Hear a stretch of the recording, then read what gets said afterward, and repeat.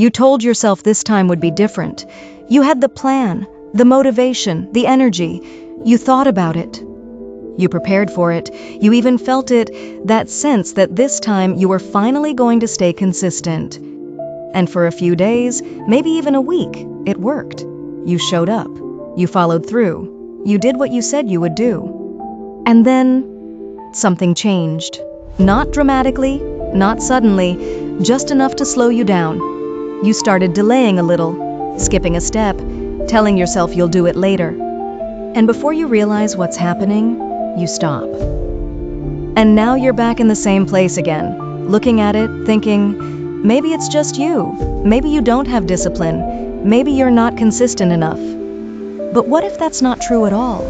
What if what you're experiencing is not failure, but a pattern your brain has been running the entire time?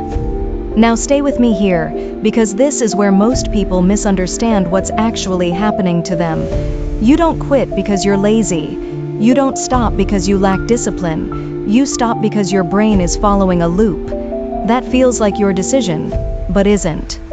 And until you see that loop clearly, you'll keep repeating it, because from your perspective, it feels like you're choosing to stop. But underneath that, something else is happening, something automatic, something predictable, and once you understand it, everything about how you see your behavior begins to change. Think about how it starts. The beginning always feels strong. You feel motivated, focused, ready, and that feeling is real, but it's not coming from willpower. It's coming from something else, something your brain is designed to produce when you begin something new. Dopamine. Not the way people usually think about it as pleasure, but as anticipation. Your brain releases it when you start something new because it predicts a reward. It sees possibility. It sees change. It sees improvement, and that creates energy, that creates motivation, that creates the feeling that you're finally moving forward. But here's what most people don't know. Dopamine doesn't stay. It drops, and it drops fast. Not because something went wrong, but because your brain already predicted the reward.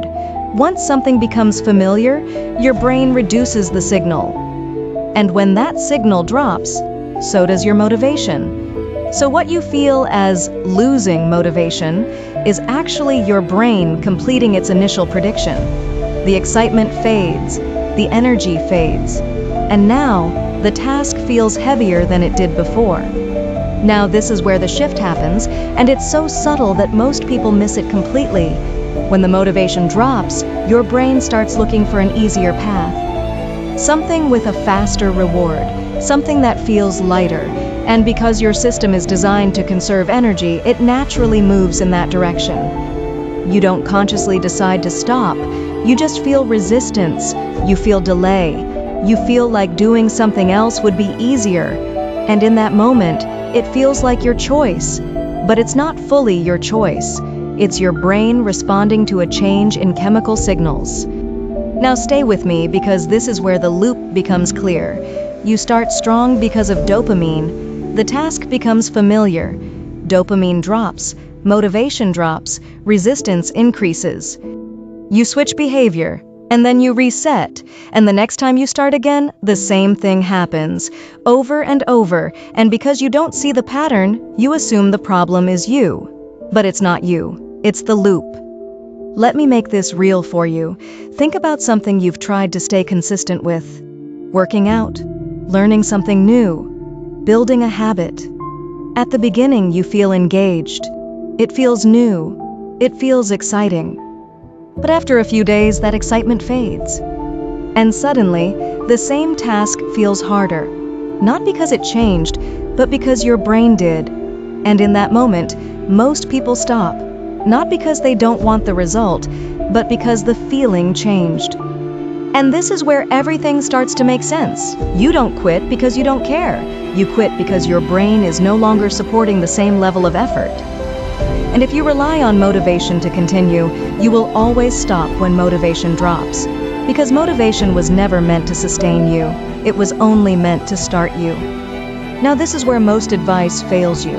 It tells you to stay disciplined, to push harder, to be more consistent, but it doesn't explain what you're actually fighting against. And when you don't understand what you're dealing with, pushing harder only creates more resistance, because now you're trying to force yourself through something your brain is actively trying to avoid. So the real shift is not about pushing harder, it's about changing how you respond when motivation drops, because that moment is the most important moment in the entire process. Not the beginning, not when you feel excited, but when you don't. Now this is where your system begins to change. Instead of relying on how you feel, you begin to work with how your brain works. You expect the drop, you anticipate it.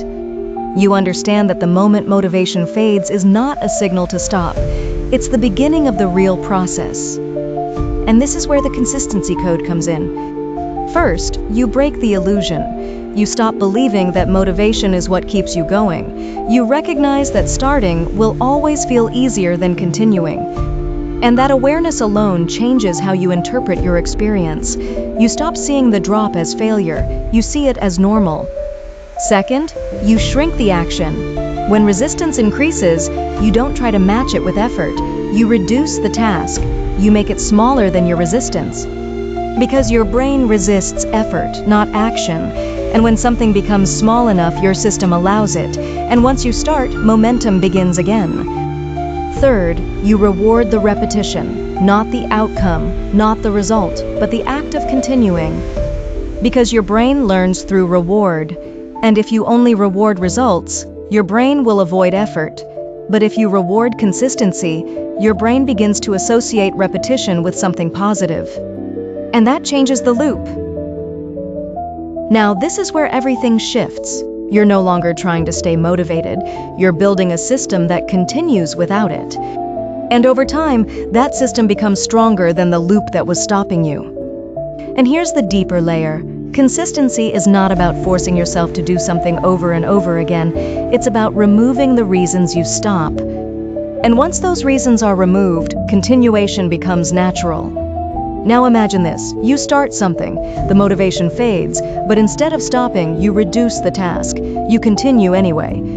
And you do that again, and again. And slowly something changes. The resistance weakens, the pattern breaks, and your identity begins to shift. Because now, you're not someone who starts and stops. You're someone who continues. And that identity is built in the moments when you don't feel like it, but you do it anyway. Not through force. Through understanding. Through alignment. Through working with your system instead of against it. And once you understand that, everything changes. You stop blaming yourself. You stop restarting over and over. You stop waiting for motivation. You start building consistency that actually lasts,